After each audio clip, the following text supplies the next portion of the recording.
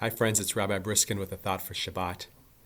Today, Thursday, is Yom HaAtzmaut, Israel's Independence Day. Here at Shirami, the children in our early learning center are traveling to Israel virtually on cardboard cutout airplanes. Once they arrive, they're traveling all over. They are going to the Dead Sea, where they're learning about buoyancy by putting different objects in bowls of salty water to see if they can sink or float. Students are visiting our own version of the Kotel, the Western Wall, and are putting notes and prayers into it. I hope that when these children are older and visit Israel for the first time, for real, that some of these experiences that we created for them here at our ELC will come to mind.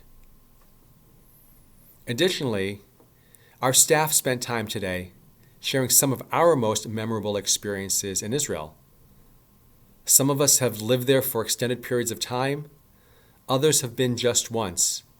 However, all of us can point to several moments which we recall as if it happened yesterday.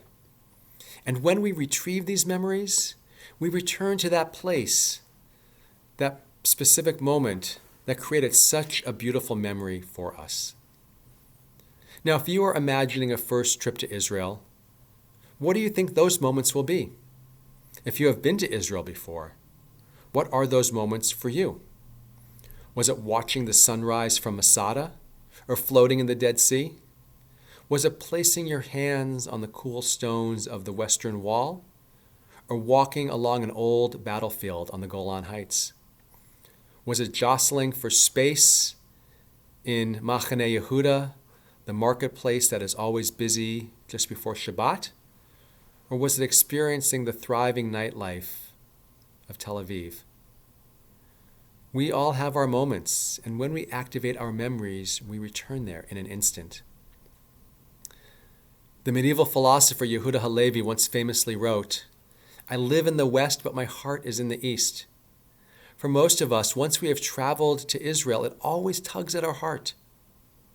In all of its beauty, its splendor, and its complicated messiness, Israel is extraordinary.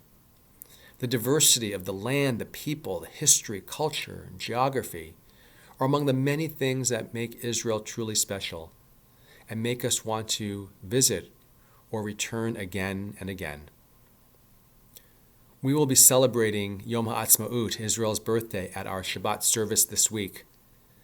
Many of our young adults who traveled to Israel with Rabbi Eric and Fern in past years will share a memorable moment, as will some of our older adults who have traveled with Share Me as well. We'll share photographs and songs that connect us to our spiritual homeland as we celebrate 73 years of this extraordinary nation. I live in the West, but my heart is in the East. Share memories and join us tomorrow night as we tilt our heads and hearts eastward toward Israel at this special time of year. Shabbat Shalom.